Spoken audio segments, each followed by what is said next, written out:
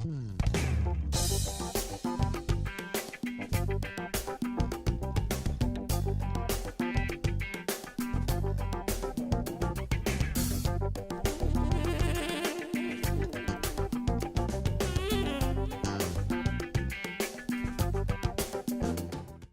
thank you on behalf of all of us.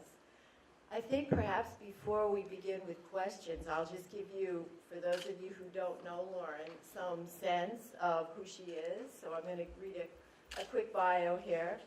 Lauren received her MFA in photography from the Rhode Island School of Design, where she studied with Harry Callahan and Aaron Siskin. She is associate professor at Emerson and co-founder of the New England Women in Photography Society, or is that New England Women in Photography? She's also the recipient of 2 National Endowment regional grants and 10 Emerson College Faculty Advancement Fund grants.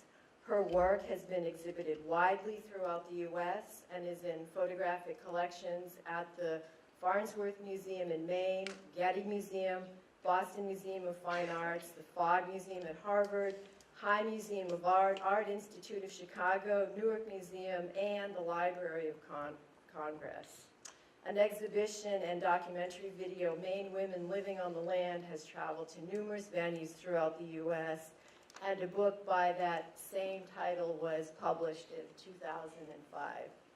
So she's an accomplished photographer as well as filmmaker, and we're honored to have you. So thank you.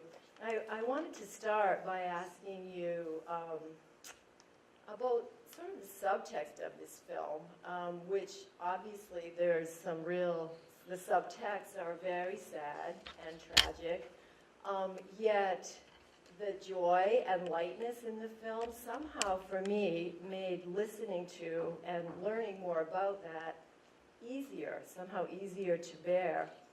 And I wondered when you began the project if you came to it thinking about making a film about the history of Cambodia or its arts, or whether the two were kind of intermarried from the start for you.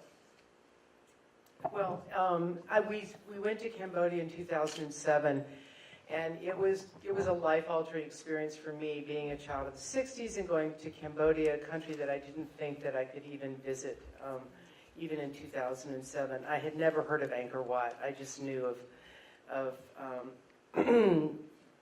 horror and genocide. But we went to Angkor Wat. That was the idea. And when we got there after a day, it was like, we have to do something here. I had to use my art in some way. And I did a short film called A Drop in the Bucket that was about water and giving back and how you go about it, how you just don't write out a check, but you try to get involved and you do your due diligence and you do see that a drop in a bucket is the way to start. And we were so smitten by Cambodia, and the film was hugely successful, and we built many, many, many wells, and people built wells, and we decided to do another film in Cambodia.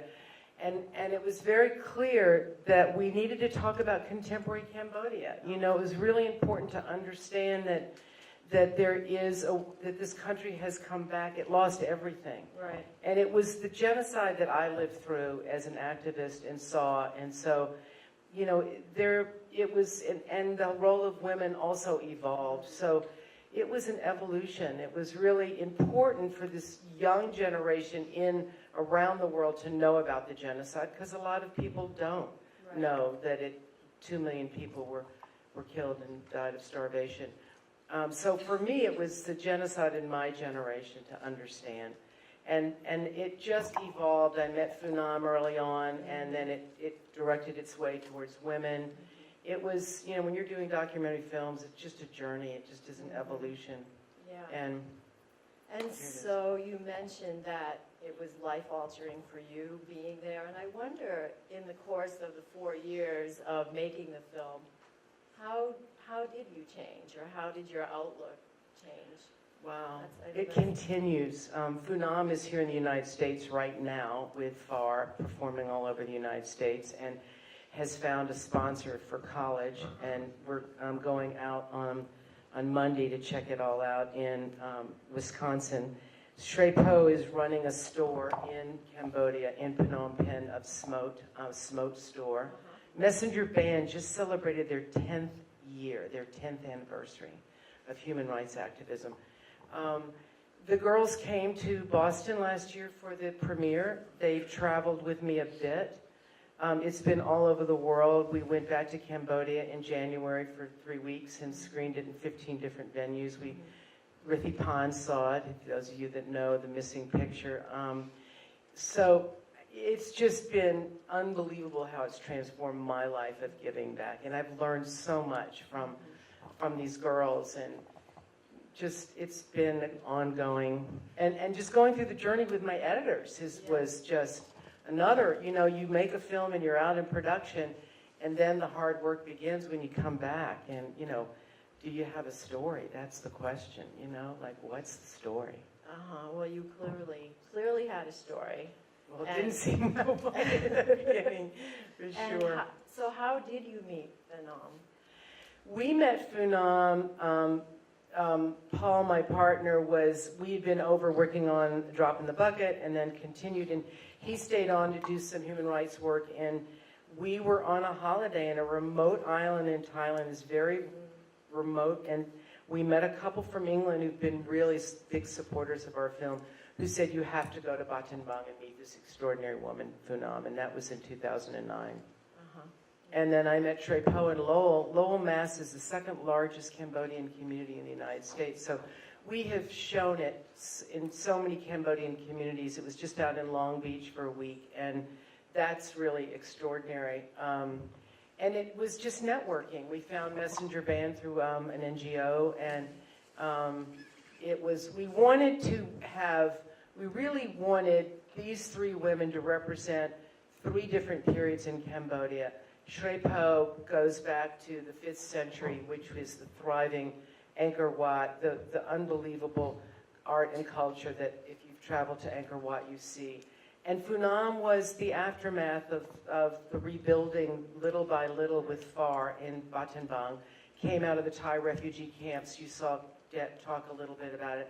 And we didn't want to make a political film, but it was important to bring in contemporary Cambodia.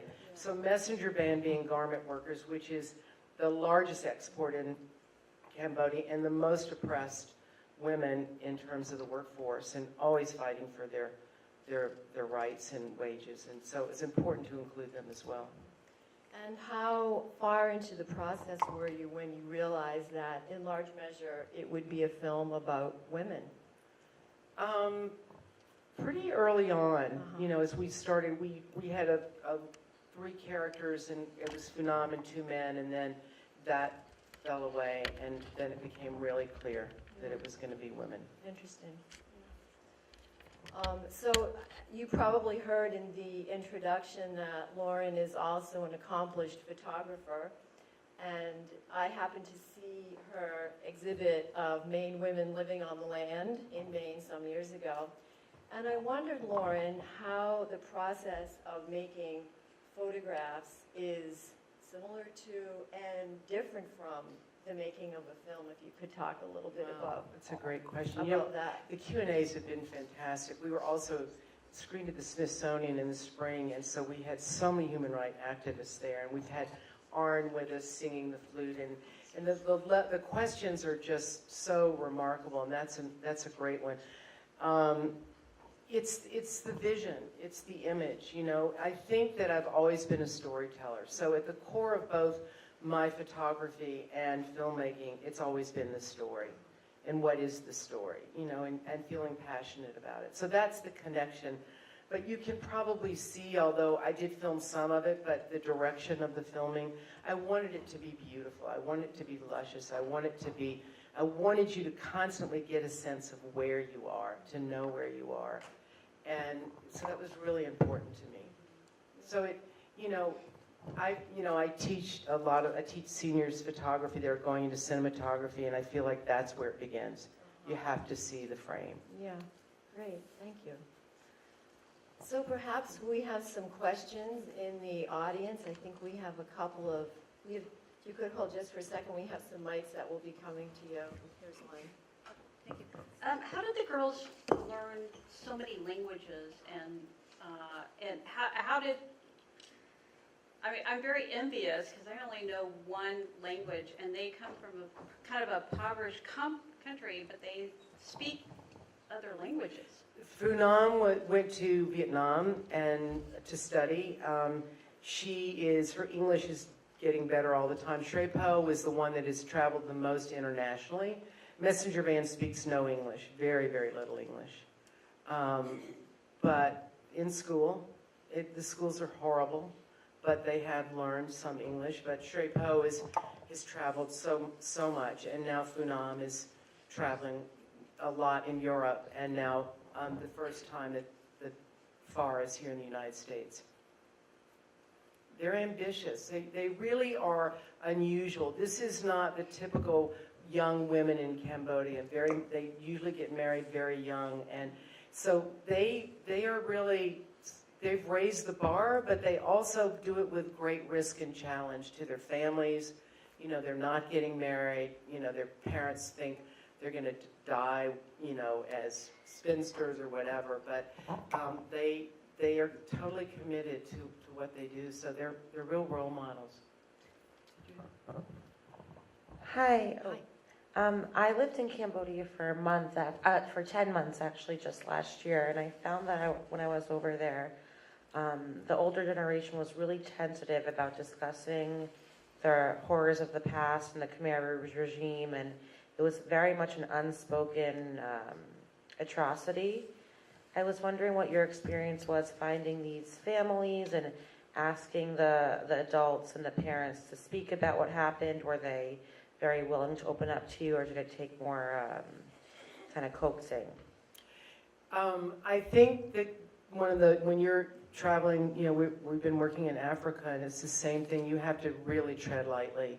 You have to really put on the lens of, if you can, as much as you can, and understand that trauma is not something that easily can be vocalized. It can be presented in other ways.